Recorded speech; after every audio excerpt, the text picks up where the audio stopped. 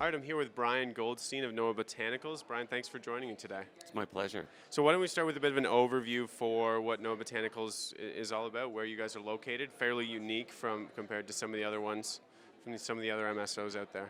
Yes, so Noa Botanicals, we're a licensed operator in the state of Hawaii. Hawaii is a medical market with full vertical integration. Yeah. So we cultivate, process, and manufacture everything that's sold in our dispensaries. Yeah. We're located in the county of Honolulu, where Pearl Harbor is, and a lot of people might be familiar with.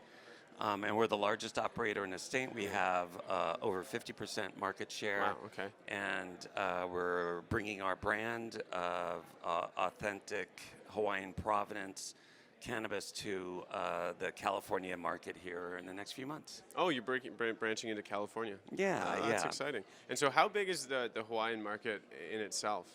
So the island of Oahu, we're an island state separated by federal air and federal waters, so there's no inter-island transport, so each island has its own licensees.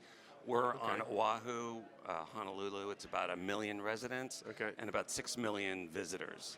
So a 6-to-1 ratio of visitors to residents, which is on a per capita basis, similar to New York City. Yeah, okay, excellent. And so you guys aren't public right now, and you said you're more likely to go the route of acquisitions. That's why you're here at Benzinga today. Do you want to provide any color on how those discussions are going or timelines on that?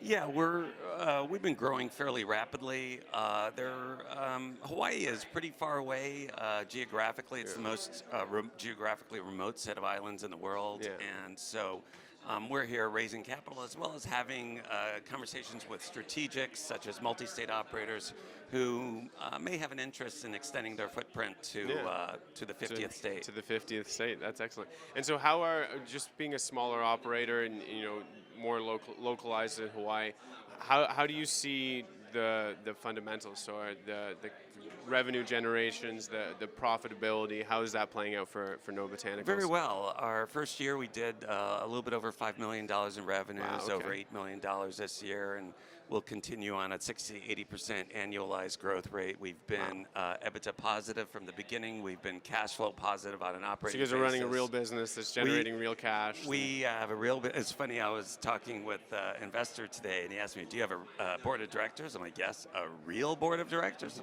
Yes. Yeah. No, we're running a real business. Yeah. We've raised a total of $11 million in capital. And we're excited about the prospects for our company and the industry. Yeah, absolutely. And just final pieces, what opportunity are you guys pursuing in California? You want to get your brand out there. Are you guys looking more on the brand licensing? Are you going to be cultivators? How do you see the California market? Yeah, we're going to be licensing our brand both on the manufactured products as well as cultivation side. We've been collecting rare Hawaiian genetics for the last couple of years. We're testing those genetics. And we think there's an opportunity in California and other states for an authentic, origin-based Hawaii provenance brand, and that's what we'll be bringing to the market. Yeah, so, and I mean, it sounds even just the opportunity of rare Hawaiian genetics, that sounds like a great marketing pitch, and I'm sure the genetics themselves are probably just as good. Super impressive. Yeah, absolutely. And so what are some of the biggest catalysts on the horizon for Noa Botanicals? Well, we're hoping to see the legalization of banking with the SAFE Act. That's something we're very hopeful and do you have, for. What are you guys thinking internally, timelines on that? If you obviously... I think in 2020, with the passage by the House of Representatives, which was a milestone, it's the very first marijuana-related legislation to ever pass either house of Congress.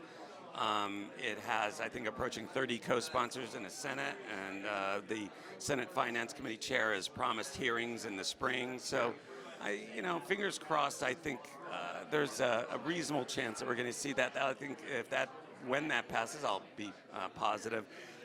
It will be a major catalyst for valuations, both in the private and the public markets. Absolutely. And if in particular, if the SAFE Act is amended to legalize the investment in marijuana-related businesses, then that will unleash, $2 trillion of capital that is sitting on the sidelines that's unable to participate. Yeah. So. We're in a little bit of a winter for valuations, which is a great time to buy. Yeah, absolutely. And a great time to invest. Reset. Yeah, it's great. Yeah, absolutely. Well, thank you very much for taking the time to chat, and best of luck in the coming quarters. Thank you. It's my pleasure.